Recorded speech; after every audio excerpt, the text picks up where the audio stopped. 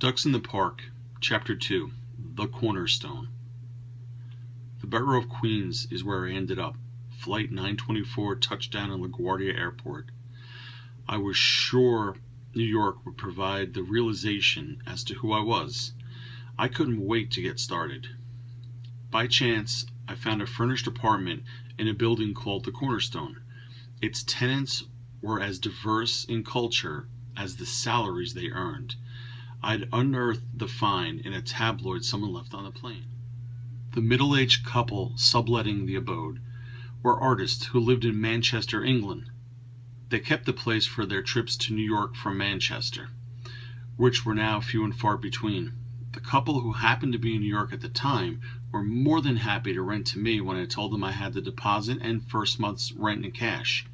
We met, I signed the lease agreement, and the place was mine. The apartment rooms were tight and a whole lot smaller than I was used to. In fact, the whole building was. All the same, the apartment transcended my expectations of a city abode. It was some place I could begin my exploration for nirvana, if there were such a beast to be discovered. Its essence would console me from any signs of homesickness, at least that was the plan. The population in Coldwater is just under 5,400. The nearest neighbor is a mile or so away. In New York City is a person living every 10 feet, since the population count is somewhere over 7 million. The ironic part is that Coldwater is easily twice the size of New York City.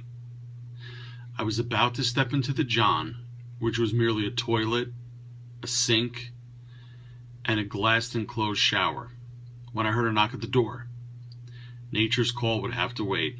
Who the heck could this be, I thought. At the door was an old man. He looked strange, wearing a navy tweed jacket, black sandals, and maroon slacks. "Hi," he said, speaking a little too loudly. "I'm Victor Matteo, your neighbor." Some people in the Cornerstone have no idea who the guy next door is.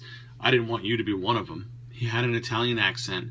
His eyes were blue and bright like a child's. He seemed harmless. Victor was heavy. He'd probably finished too many bowls of pasta in his lifetime. He was heavy but not obese. He was about 5'8" and hunched over. "I'm Sean, nice to meet you." I shook his hand. "I live in apartment 3C, right next door." He was standing close and yelling. I felt like laughing. "Have you lived here long?" I asked. It seemed like a respectable place, but I've never had an apartment before. "I've lived in all kinds of apartments. This is one of the better ones. In fact, I grew up in a 3-bedroom apartment," he said. "That may sound big to you, but there were 10 of us living in it." Victor's hair was off-white, almost yellow and thinning. He grew it long in the front and swept it back to cover the balding area. 10 people? I asked. "My parents had 8 kids," he chuckled. "Figured either they were good Catholics or slutty Protestants. I don't know which, but I was number 7. I shared a room with my 2 oldest sisters and my brother." "You had to share a room?" "Yep, but it was great. We lived on West 17th Street on the 4th floor. He had a bead of sweat running down his face, and he kept wiping at it with a worn-out handkerchief." Victor finally adjusted the hearing aid in his right ear. Both earlobes were covered with dark peach fuzz.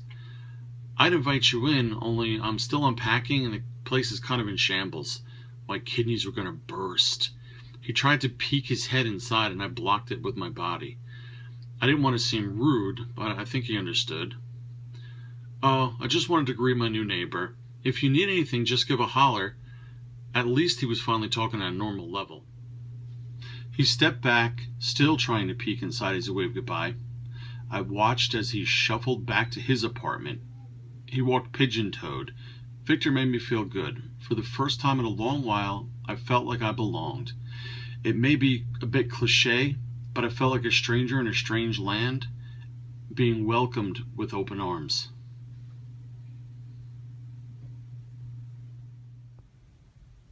So if you enjoyed this video, please like and subscribe. Thank you.